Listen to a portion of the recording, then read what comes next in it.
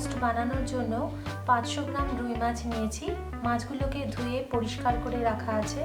Half চামচ সাদা জিরে, হাফ চামচ গোটা ধনে আর একটা শুকনো লঙ্কা তাওয়ায় রোস্ট করে সেটাকে গ্রাইন্ড করে একটা পাউডার বানিয়ে নিচ্ছি।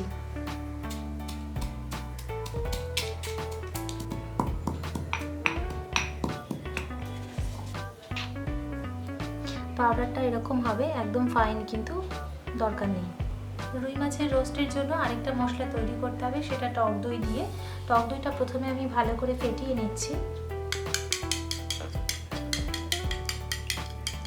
দইটা ফেটানো হয়ে গেলে এর মধ্যে আমি এক এক করে মশলাগুলো দিয়ে দিচ্ছি।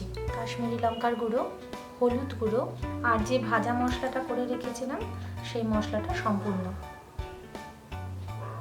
আর নুনও দিয়ে দিলাম আমি এর মধ্যে।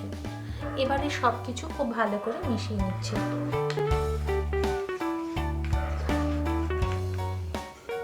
মশলাটা বানানো হয়ে গেলে এটাকে আমি কিছুক্ষণ ঢেকে রেখে দেবো, না হলে এই যে একটা সুন্দর গন্ধ সেটা কিন্তু নষ্ট হয়ে যাবে। মাছটা ম্যারিনেট করার জন্য আমি এর মধ্যে দিয়ে দিচ্ছি হলুদ গুঁড়ো আর রসুন, কাঁচা লঙ্কা, আদাটা যে বেটে নিয়েছিলাম সেই পুরো মশলাটাই কিন্তু দিয়ে দিচ্ছি।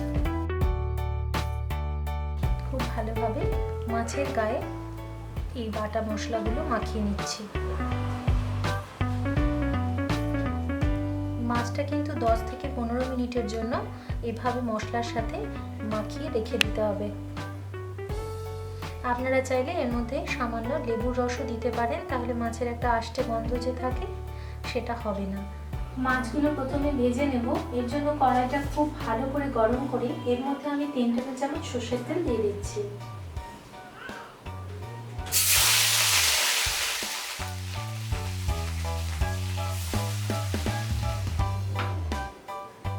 এবার ওই একই মাছ ভাজা তেলের মধ্যে আমি সাদা জিরে আর গোটা গরম মশলা ফোড়ন দিয়ে পেঁয়াজ কুচি দিয়ে নেড়ে নেব।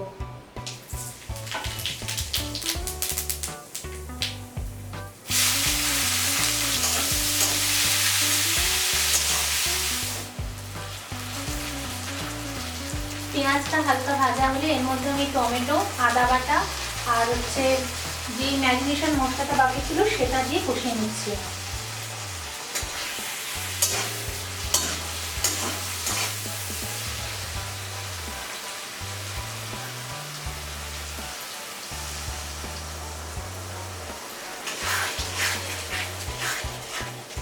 দই দিয়ে যে মশলাটা বানিয়ে রেখেছিলাম, পেঁয়াজ আর ম্যারিনেশন মশলাটা কষে গেলে ওই মশলাটা দিয়ে দিলাম আর সামান্য বাটি ধোয়া জল দিয়ে এবার কষিয়ে নিচ্ছি।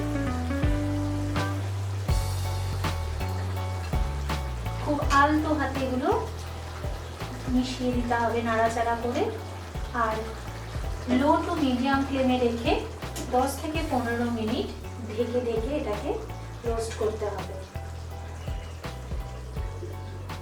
10 মিনিট আমি ঢেকে রেখেছিলাম, তো রুই মাছের রোস্ট রেডি হয়ে গেছে। দেখুন কি সুন্দর সফট আর সম্পূর্ণ সেদ্ধ হয়েছে, গ্রেভিটাও টেনে এসেছে। এবার আমি এটাকে ফ্লেম অফ করে গার্নিশ করব।